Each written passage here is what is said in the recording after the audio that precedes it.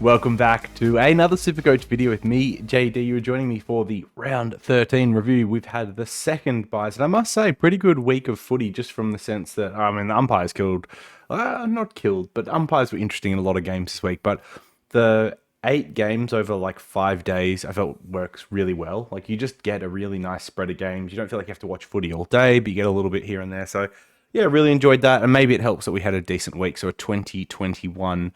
So we have a round rank of 4,200 and move up almost 1,000 spots to 1,700 overall, 1,800 overall, which is good. Maybe gives me hopes that a top 1,000 finish is still possible, which I really didn't feel like was the case a couple of weeks ago. So let's go through the team, trades last week, trades this week. We'll go through some strategy stuff, some trade-ins, trade-outs, and we'll go from there. Okay, so the moves last week were this happens every time. I really should just check this before rather than just going in blind. So I traded in Goulden, which was great, 157. That was the trade from the video last week, as well as bringing in Dawson, which I think was the trade from the video as well. A bit unfortunate with him getting injured on 0. Probably won't see him returning anytime soon, and he's just going to end up being a loophole now. And then we traded out, I want to say, I'd already traded out Wilson and Closey, so I don't think it was them. Oh no, it was Closey, and I should be better at finding my trade history. Here it is. Where is it? Oliver and Closey. Oh yes, Oliver and Closey out for Dawson Goulden. So why Oliver? Look, I thought he was probably going to be a trade anyway. I didn't really think he was going to be a top 8 mid. And I wanted to get in Goulden, Sarong, and Rosie as an M9. So I didn't really see a place for Oliver. Would I rather have him over Green? You know, potentially, just with how Green was on the weekend. But yeah, I didn't want Oliver to lose money. So he lost, how much did he lose? 19K. And I instead held on to Dempsey, who made a couple thousand. Now, what I was thinking was, I have 21 playing, I've got 16 premiums and then 5 rookies. I really only need 2 decent scores out of those 5 rookies, and like Oliver's points won't matter too much. I think Oliver scored a 97, which was 47 more than Dempsey, and I think Dacos ended up counting for me. So, oh, actually, no, it would have been Fraser that ended up, no. Dawson, Solid, so Dempsey would have counted. Okay, yeah, so it would have just been a straight like 47 points more, which, you know, to be honest, thinking about it, is probably more valuable than the 23k that I saved. So that's probably a mistake. And I think the other reason I did it as well is just because if I had traded Dempsey, I would have had one less rookie on the field instead, because Oliver can't go on the forward line, so like Baker or someone would have had to have gone in there. McKercher would have had to go in defense, who then doesn't give you any points. And so, yeah, I would have ended up with a player down on the field. Now, as it turns out, getting Will Dawson on the field was actually not very important at all. So, yeah, I just ended up losing 47 points. So, yeah, we'll see if the money ends up mattering at some point. But yeah, that was kind of the thinking, just so we get squeezing the last thing out. I didn't think I'd lose too many points, and I was, worried about losing a big chunk of cash. So, yeah, those are the trades. All right, in terms of team performance from the week, so starting in defense, I actually started 2 forwards in there, and Fisher and Baker, and both of them were pretty good. Baker delivering another ton. He could have had a bigger score as well, but unfortunately didn't carry on with it into the last. And yeah, Fisher in that role with no Sheasel, no McKercher back there, just absolutely junk king, but being really efficient with the ball as well, and I thought his use was quite good, so I don't see any real reason for them to change that role, and he does look like a top 4 forward at the moment alongside Flanders, Heaney, and Zorko.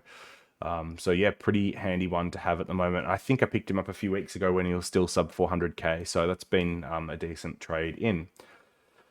Yeah, Nick Dacos copped a tag and then an ankle knock, and so just a pretty poor score from him, the 64. Now, if he misses this week and you've got lots of trades, I could consider consideration doing that, just because of, losing points and if you need another defender in there. But I think for most people it won't make sense, and to be honest, I have a feeling he'll get up this week anyway.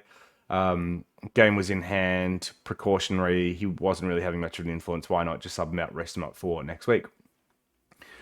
Martin, so Sheasel was good, by the way, in this win. Yeah, like he's moved to the midfield's been okay so far, so we just keep holding on with him. And then Nick Martin, I think he led the round for clangers with like 9. He had 120 in fantasy, which only ended up being 92 in SuperCoach. Pretty frustrating. Like he had a 50 from missing the target, which is, objectively pretty funny. But as a SuperCoach, like frustrating. As an Essendon fan, frustrating. So yeah, like really interesting one. So obviously was playing halfback through the first half, and then as the game plan, or as the game was getting away from Essendon, I think they went to plan B, which was moving him forward to the ball and experimenting with a few things, and he did a good job there as well. Kicked 2 goals, but was wasteful. Kicked another, like missed another 2, and probably one of those he should have hit. So yeah, it feels like one of those weeks where like Martin could have gone 150, but instead we got a 90, which is frustrating. I think people will be asking like, do you trade him now on the buy? I don't have any other defenders on buy this week, so there's no real need for me to, but I can understand why others might be questioning that. And then yeah, Fisher and Baker we'd already talked about. Okay, so that's defenders done. We've got 6 on field this week, unless we move some of the others forward into the midfield. Yeah, Bont was like very up and down this year. It's just very up and down. I kind of expected better, to be honest, than what we got, especially against the Brisbane Lions, who doesn't have the worst history on. So anyway, everyone's got him. So whatever. Dawson was good. I mean, coming off last week's ankle injury, to bounce back with a 120 is decent. But against the Tigers, I would have expected that anyway. And if anything, he probably could have gone larger than what he did.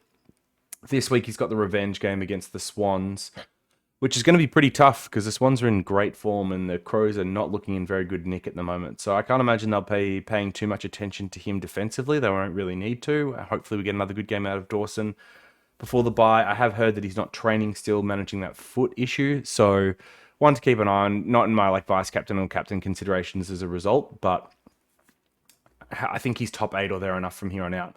Merritt fought through the tag and got a 125, which is pretty amazing, really.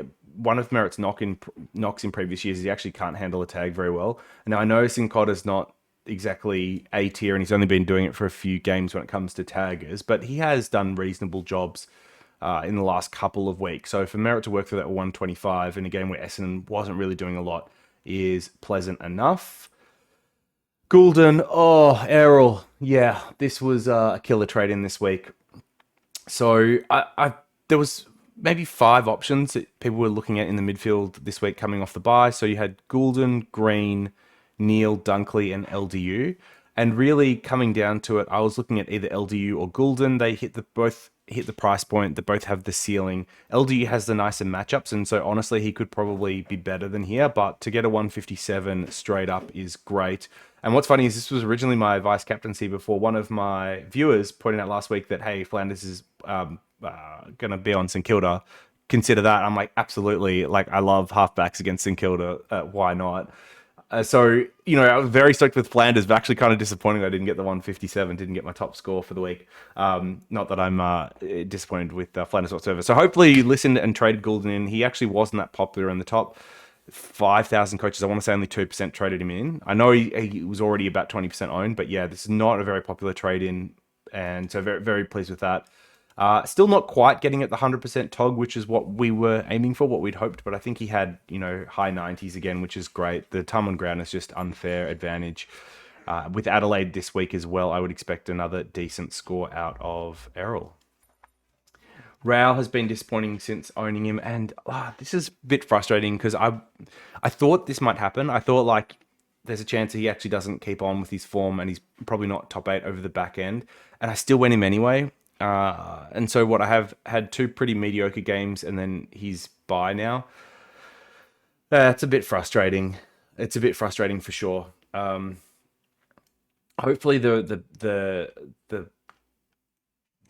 break will actually recharge him a bit and he can attack the back half of the year. Freo, Collingwood, North, and the next 3 are all decent midfield matchups. Still has a West Coast and a Richmond game in there as well. So, yeah, bit frustrating here with Rao. Then, yeah, Green is even worse. So I think this is all the more reason for an M9 this week. There's a lot of players in the midfield that have got great ceilings, but in the wrong matchup with the wrong game script really is struggling. And I could see, Tom Green against Port this week, being another one of those that just seems to struggle with that. Could struggle with that game script if it goes against them. He put a 129 on them for their last outing, but that was when GWS was in hot form in the back end of the year, and that hasn't been the case so far. I guess we could also hope that maybe the return of like Kelly and those types might help Green close out the year. Sullivan was one of my disappointing rookies that did not do what I needed out of him this week. With that said, he's now up to 275k. I think I paid overs for him, which is a bit frustrating. So he's maybe only made about 80k for me, and he hasn't exactly given good scores. I think I got him after this 88, probably. So look, his break even is 53, and he's against North, so I think that's pretty achievable and like a decent on-field option this week, but frustrating. And then Jai Clark ended up with a 66. I think he had a huge third quarter, which somehow saved him. I think he probably had about 20 points for the rest of the game, and then maybe like almost all of his score in that third quarter. Really weird. Like he's got incredibly low time on ground, but he's now got a minus 21 break even, and I think I can actually handle this buy all right. So I'm probably just looking at holding Clark. He's not exactly super expensive, so yeah, that's a weird one. And then McAuliffe, yeah, like great points per minute when he was on for this game. So he came on for the last 10 minutes of the game and scored a 32, which is pretty awesome. But is just not getting the time on ground. And I think Tigers have players returning to like Dusty, for example. So unless they're dropping one of the other, although what happened to Hopper? He got injured, right? Or was it Prestia? It was Hopper's not playing. It must have been Prestia that got an injury towards the end of that game. So we'll keep an eye on that. I think it was calf tightness, re-aggravation of calf tightness, maybe. So if Kano gets a full game, I could see myself holding against Hawks. He could definitely hit this 50 break even. But at the same time, I'm starting to look at these last two buys and where I'm going to struggle. And I think it's probably next week when Kane, Sullivan, Frazier, Garcia, these four rookies are all on buy. So it may make sense for me to move him on this week, especially if there's any risk of him being sub. Now, the good thing is he plays like relatively early compared to, say, Sullivan. So, I should get a good grasp of that ahead of time. In the rucks here, Gorn was the only player for the Ds that felt like turned up today and scored accordingly. And then English has been just the most disappointing own. When you've got like Grundy putting up huge scores and had a better buy, who I started with and traded out. Cherry has carried on, and like Gorn Cherry was the original ruck combo I wanted to start. Like, it's just very frustrating because English is not living up to his end of the bargain. So Freo this week, which when they've got both rucks in there, is actually pretty difficult. Now, English's form against them is really good, and I'm guessing it's just because he can run off Darcy, but English does not look like doing that at all this year. So, they played round 7, he scored a 134. Come on, English. Like, if you, find some form. My God. This is very frustrating own at the moment. Then, in the forward line, we've got Flanders, who, was huge. 152. What can I say? The Saints game plan, the Suns game plan, none of it made any sense. But seeing Gold Coast Suns play kick to kick to try and set a world record in the back half was great if you had Flanders VC, or if you're a Sexton owner, which is really hurt not owning. I mean, I traded in McKercher the same week that Sexton was an option, and that looked good for exactly 1 week, and Sexton's gone crazy since, being able to be put in your forward line, and McKercher's been injured. So that's frustrating. Hopefully McKercher's back this week. If he's not, that's really, really rough. Put out merit there for now as well.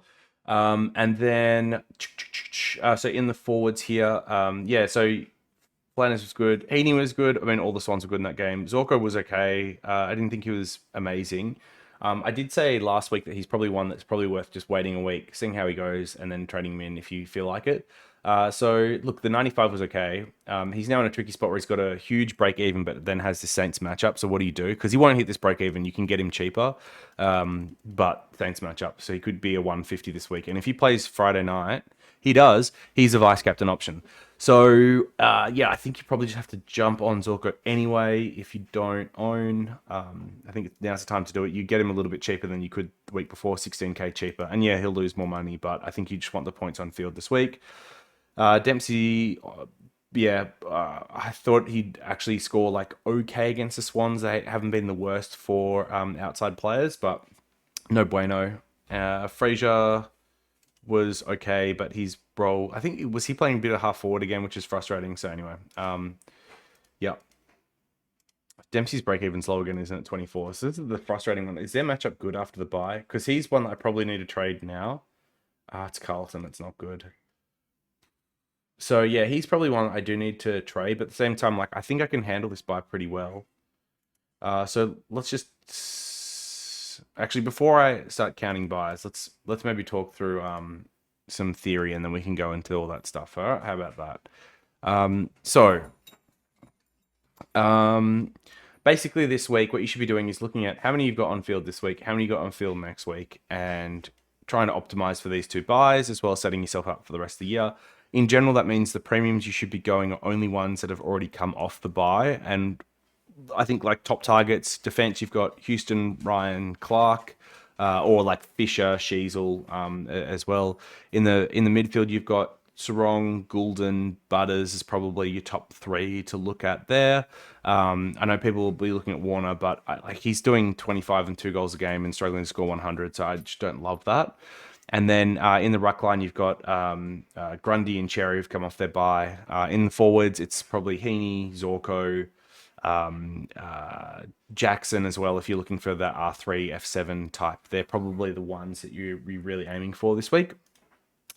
In terms of like trade out priorities for the buys, so you're looking at any topped up rookies on the buy. So, Dempsey types make sense. Closey, Graham, if you still have them. Potentially even Sexton, which is a weird one because I presume, still has a decent break even that he can hit. But the risk is what happens when Will Powell returns after the buy. Oh my God, he's 400k. That's so gross. He's more expensive than McCurch. I could downgrade. This stretch through the start of the year, 73, 63, 47, was all when like Will Power was in the side. Now he's come back and scored well without Will Power, but Will Power's back next week. So does Sexton have the same role when Will Power's back, or does he kind of go back to playing like third half back with these poor scores? I think the other interesting thing from the weekend was like obviously Gold Coast lost, but Hewland played well, Joel Jeffrey played well, and Flanders all played well on top of that. So Sexton was probably one of the ones that was more wasteful by foot and less damaging, even though he does have that in his repertoire. So I'm not sure what we'll see here out of the Gold Coast Suns. So if you're in a position where you can hold and that works, I think with the low break even the week after, it's safe enough.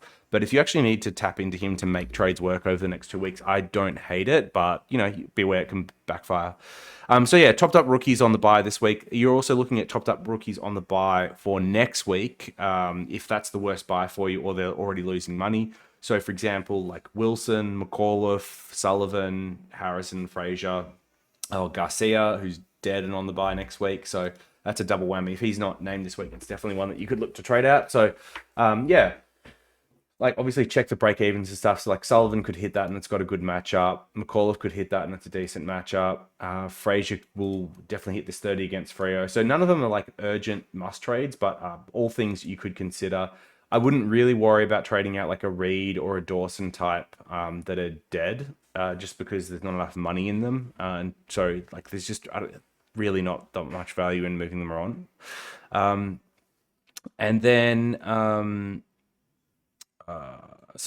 that, like, kind of same tier of priority, I guess, is probably something like any injured primos. So if they're going to be missing multiple games from here on out and they're on the bye, so someone like Petrarca, I think it was his lung that got done in, right, by that knee, or it's like ribs, so he could have fractured ribs, could have punctured lung, whatever it is. But if he's out for a month, then like obviously trade. If it's a week or something like Dacos, you probably hold, but those are ones to consider. And then the last priority is any underperformers that are on the buy. So I moved on Oliver last week. You could definitely consider him. Stewart is another one. Like if you're in a real luxury spot, I guess you could consider Nick Martin, but I don't see him as big enough of a problem. But those types are the ones you can move on this week as well. Any underperformers is a good time to flip into someone that hasn't had their buy yet. I think injury news, obviously like Petrarca, watch on him. He sounds like he probably is going to miss some time. Does it help Oliver? Historically, it probably would have, but I actually don't think it's a good thing with where Oliver's at the moment. Like it could be. I could see it going either way. Dacos with that in like ankle knock, like obviously a watch on that. And then for me, McCurch coming back this week would be pretty big. I'm sure there's other like injury news. I mean, we'll see what happens with Will Dawson, for example, but nothing too major coming out of the weekend unless I've forgotten some stuff. I mean, like you've got some of the Dogs defenders that have gone down, which helps us maybe go into rookie upgrade options this week. So just in the Bustlinger might come in, who was a top 10 pick from last year, like two years ago. So he's had like 2 preseasons now. 124k, but he may come in and he's had a really good month in the VFL. So that's one that we could look at if you need defender rookies.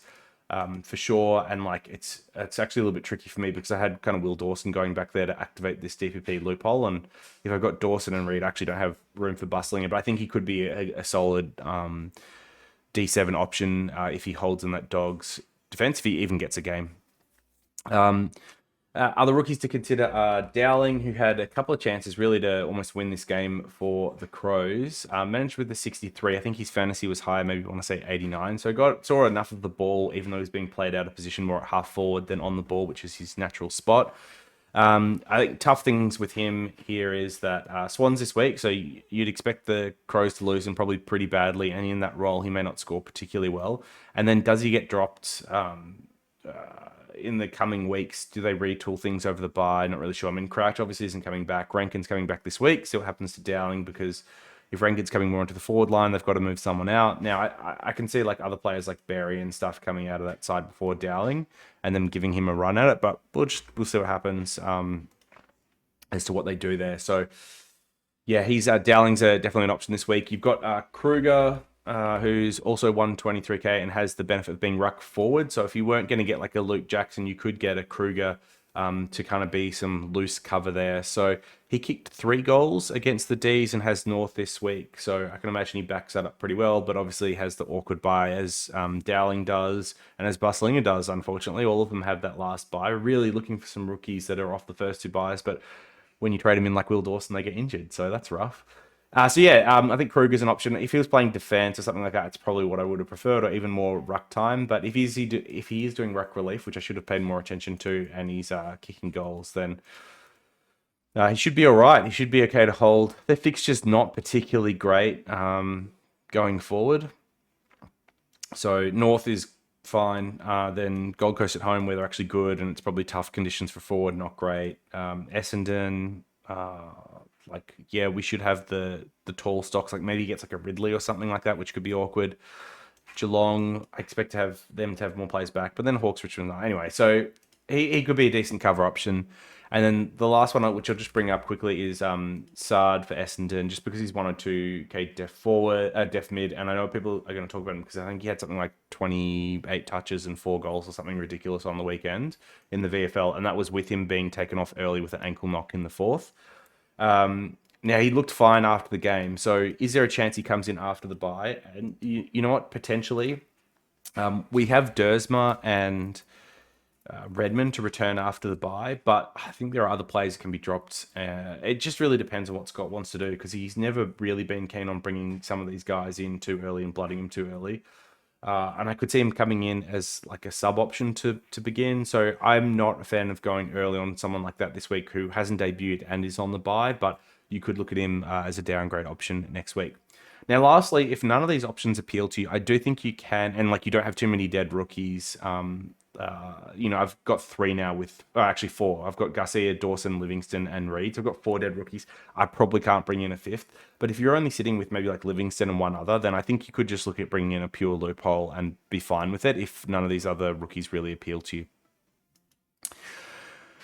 Okay, so that is kind of the theory for the week, some trade-in targets, all that type of stuff. Oh, like the other thing we haven't talked through is like cheap options, and look, like the other side, when he was $390, I mean, he's a little bit more expensive now, but I think, actually no, he's $404 last week. I think you could look at him as another cheap option. I don't mind him at all. He showed last year he's got the potential scoring for it. Geelong this week, Richmond after the bye, so I think he gets some pretty good... Oh, sorry, and he's got the bye this week. Maybe it's one you just look at next week then. Yeah, so like Geelong and Richmond after the bye. Oh, so Walsh is on bye this week. Okay, that's handy. Oh, that's another one that, like, keep an eye on that for injury news, because the low time on ground was so confusing. As a non-owner, rejoicing, but like weird. I expected better out of him. So Sard after his bye, I think that's a cheap one you could look at. Ridley after his bye, I think you could look at in that final week too. He's now put together 3 tons in a row. I was pretty hesitant, but doing it against Carlton is great.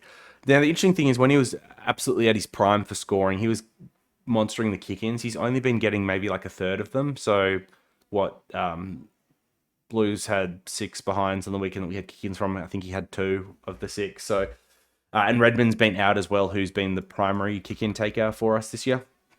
So yeah, I don't know. Like I'm still not sure on Ridley, but others that don't have the SM bias actually say he's a good trade in. So I'll defer to their judgment. The other one that we're probably looking for this week as well is just to see how Richards returns, whether he goes into the midfield, how he scores with everyone back in there. Because if he scores well, he's actually I think still pretty cheap, 543, just because what he had a injury affected 77. So 124 break even probably isn't going to go over that. So that's another one you can look at just on your watch list. Oh yeah, so other cheap options. Look, I think there might be some chat about Simpkin this week. Have I got DFS Australia Open? I do. I was looking at Baker's CBAs went down, which is kind of expected, mid-30s, but disappointing. It came out during the week. I think Jaden Popowski looked at fantasy points from center stoppages or clearances, and he like leads the comp in it for this year, or was like top few, something like that. So actually very productive when he's in there, as opposed to his counterpart Thompson Dow, who's like bottom alongside Jai Clark. So I've clicked into North. North wasn't what I wanted. Is it Power 39? Who are we talking about? Oh, Simpkin. Actually, it was what I wanted. 65. So this is the second highest he's had. Actually, it's the highest he's had this year. Only other time over 60. That was when Wardlaw was missing. But obviously everyone was back this week. They've pushed out Powell. Sheasel's getting some, but not heaps, doing a lot of half-forward time. So his scoring may actually be quite up and down. So yeah, Simpkin, I guess, is the other one here. So he's already had the bye. He's 362k and is a forward. Can he be trusted? Now, apparently there was some chatter that he was actually injured. You know, they rested him for a bit. So can he keep up the form? I think obviously got to consider as well that he scored this during a win, which North isn't going to do every week, and he kicked like a game-winning goal, which gave him extra points. But yeah, he's better than this 60s, 50s and 60s he's been having.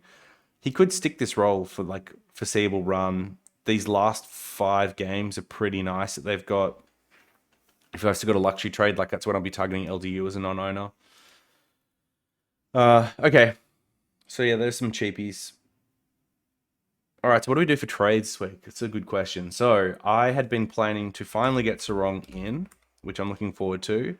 Now 176 break even, which is quite frustrating because I could wait another week and get him cheaper again. But at this point, I just need to start getting points on. And having already sacrificed points last week to try and squeeze out a little bit of money, I feel like trying to double dip on that just gets me too far behind. Let's hit the optimize button here. Let's see what it does for us. Still hasn't got McKercher playing. It would rather play the buy player over the chance that McKercher's back, which is interesting. Now, Will Dawson will obviously be out, and Garcia's out, and Gorn's out. So I'm at 19, assuming McKercher plays. Not great. Not a great spot.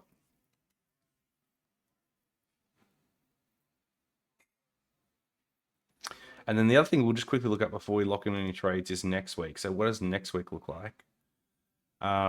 So 6 in defense still. 1, 2, 3, 4, 5, 6, 7 if I hold him. So it takes us up to 13, 14, 15, 16, 17, 18. So neither week's looking particularly great at the moment. All right. Tough one. And with all the rookies being good this week and bad next week, that's something we've got to consider as well. So I think, in all likelihood, what I'm probably doing this week is getting in. Oh, and actually, people will probably ask, hey, there are these forwards this week that haven't had their bye yet. Can I jump on them? Like Dilmore, Rankin. Yeah, like the answer's no on these. Like I wouldn't be grabbing players that haven't had their bye. So Rankin's obviously a hard one because it's a nice matchup. Oh, actually, it's not a nice matchup. Actually, it's a really bad matchup. He's going to get tagged by Jordan, and they're hardest for forward. So even though he's got this low break even, I think he drops a poor score. All right, so no Rankin, especially returning off injury, like re-injury risk and all that type of stuff. I wouldn't do it. And Moore should be a top 6 forward or like close enough, but yeah, I wouldn't be going that this week. So all right, so I think it's either Dowling or it's Kruger that comes in this week. One of the two. Let's go Kruger for now. Let's show some Pies bias. And then I need to trade out a mid here. And is there a chance Clark plays when Danger's back? It's probably pretty low, but there's probably even less of a chance that Kane McAuliffe gets a game this week. So let's just assume Kane's out here, and we'll get in Caleb Sarong finally, and that'll be the trades for this week. And then that leaves us next week to get rid of. Oh, I mean, yeah. The tricky thing here is like, could I do this getting rid of Garcia rather than I could? So I could, if Cam McAuliffe plays this week, I'll try and get rid of Garcia if I can make that work with trades.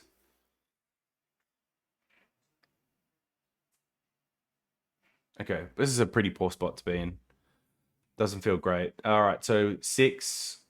We got 8 playing in the midfield, right, with Sarong. Yep. So that takes us to 14, 15, 16, 17, 18, 19, 20. That's okay. I think 20 is going to be about where people are at this week. I get a 21st if Garcia returns, which I don't think will happen. And then let's have a look how that then puts us for next week. So 6, 11, another 3 takes 14, 15, 16, 17, 18. And we can do 2 more trades next week to get us to 20, or we can do 3 more trades next week to get us to 20, but I probably won't be unless I'm targeting players off the bye. So maybe I do get a Ridley type or a Sard type in defense. That could work. I mean, I've already got like kind of 6 defenders with McKercher 6. So I could get like a Sard and just do McKercher and Sard as like loophole options here. I'm full on midfield now, which is good. Like I do want to pick up Rosie as an M9, but that might happen next week if he gets cheap enough. And then in the forward line here, so I've got Heaney, Baker, Fife, and it will be trade bait. Flanders, Zorko, and then Fisher. So really, I've got 5 and then Fife at F6. So ideally, I think I'd have Rankine is probably my top priority. But let the tag happen, let the buy happen, and then we'll target sometime after that. We'll get Fife up to him. Fife's going to play through the buys, hopefully. I don't want to jinx that. But yeah, so Jordan tag here into GWS if GWS find form. This is pretty tough.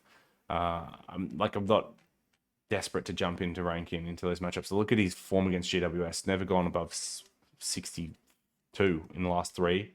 But against Lions, he's got a good track record. Okay. So yeah, so rank in. And then I think I probably want another option here to loop in. So I still think Kerno is a good option. I haven't looked exactly what their fixture is on their run home. I mean, Geelong, Richmond after the bye. They've got North. They've got Hawks, Collingwood, West Coast Saints still. Okay, this is a pretty nice run. Blues run home looks good. So Kerno, I think, is an option. Another option might be Bolton post-buy as well. He's reasonably cheap and can go in the 90s. So I think that's what I'll be looking to do, which is so maybe like Sard here, put McKercher to D7, get Rosie M9 in the midfield, and then in the forward line, get Rankin and hopefully like a Kerno Bolton type, and that'll be the side. Very hard to do with 9 trades from here. Realistically, that's 3 more upgrades I need to do. Is it 3? No, Sard, Rosie, and then 2 more. So that's 4 with 9 trades. I guess that's possible. So that's what we'll be aiming for. We'll only leave me with like 1 spare trade, but then loopholes on every line apart from the rucks. Probably really should be considering Luke Jackson more just as a result. But we've got Kruger. Yeah, okay. I'm not sure I'm going to actually have enough money to do all this either. Fife's obviously got a bit on his head. Sullivan probably isn't going up much this week. Clark probably doesn't have much more in him. So I think realistically, getting to all these extra players is probably a pipe dream. Needed a Sexton. So I might have to start prioritizing which of those is actually really important. Like, if McKerch is back and scores well, the reality is I probably don't need Sard because Baker and Fisher can provide cover on both lines. And then if we've got Rosie, M9, then that's the 3 main lines there, and we can just bank trades or get an extra loop for the forward line or something like that. Okay, so that's the team. That's the trades of the week. We are going in with 20. It would have been 21 with Will Dawson, but not to be. And then, potentially even 22 if Garcia was back this week. Could have thrown Kruger into the rucks, but I don't think that's going to happen either. So with that said, I hope you had a good week and all that jazz. Yeah, thanks for viewing as always, and I'll see you in the next one. Peace.